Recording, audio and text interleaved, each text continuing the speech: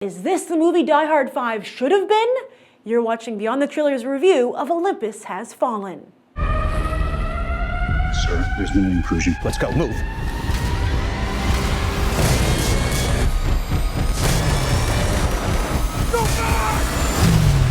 We have contact from inside the White House. Identify yourself. 309er.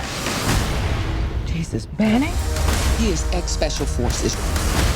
40 commandos breached the gate, 28 are left. Can we trust him? With all due respect, I'm the best hope you've got. Recently, Vanity Fair wrote an article on the rise and fall of the spec script in Hollywood, detailing how the days of hot scripts like Lethal Weapon and Basic Instinct sparking intense bidding wars were long gone. These days, it's all about scripts written to order, based on hot properties acquired by the studios. That might be why Olympus Has Fallen seems like a throwback to the spec script-heavy 90s, as it was one of the few spec scripts sold last year. Die Hard in the White House was the logline, a logline so compelling and apparently so obvious that another spec script just like it sold the same year. White House Down hits theaters in just a few months. So that makes two Die Hard in the White House movies, neither of which star Bruce Willis.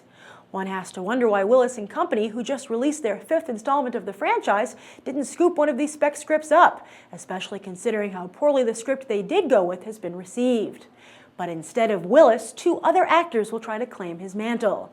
The first is Channing Tatum, who's hoping his moves on the dance floor can translate to the battlefield.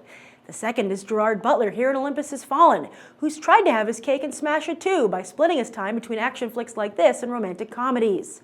However, in the process, his career might have already gone stale. But Butler isn't going down without a fight. He's begun producing his own films and, despite no hits so far, is hoping to finally get it right with Olympus Has Fallen. And he just might, bringing Training Day director Antoine Fuqua on board, who in turn encouraged Aaron Eckhart, Morgan Freeman, Angela Bassett, and Melissa Leo to join the flick. And Gerard Butler isn't the only one who has high hopes for Olympus Has Fallen. Distributor Film District, who've already scored in the horror and sci-fi genres, are hoping this will be part of a banner year for them, along with the Evil Dead remake and Insidious Chapter 2. So, Olympus Has Fallen has to save the day not just within the movie, but in real life as well. So this movie really is a lot like Die Hard, but so much so that in some cases, too much so, that it took me out of the movie, it distracted me.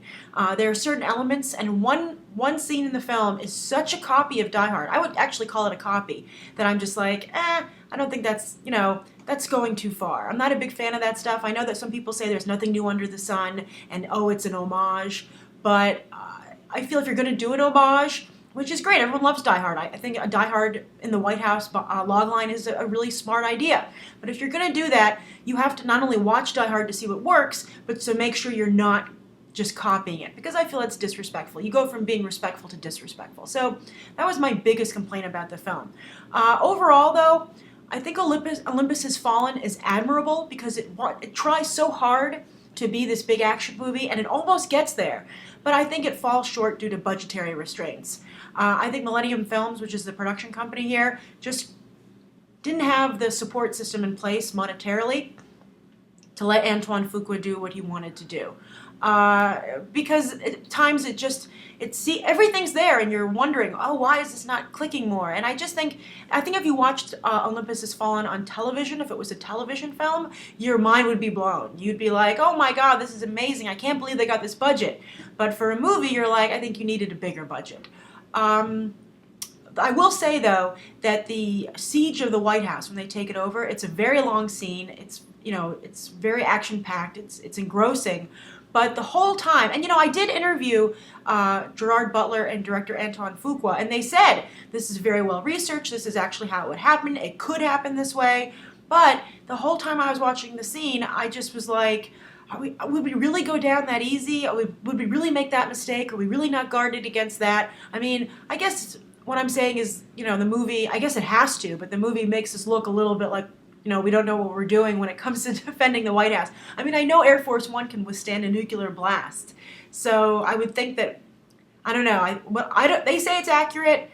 I don't know anything about the White House, but it's not a go America kind of moment. It's more like, oh, come on, America, really? You're making us look bad. That's kind of how that scene went. But those are my thoughts on Olympus Has Fallen.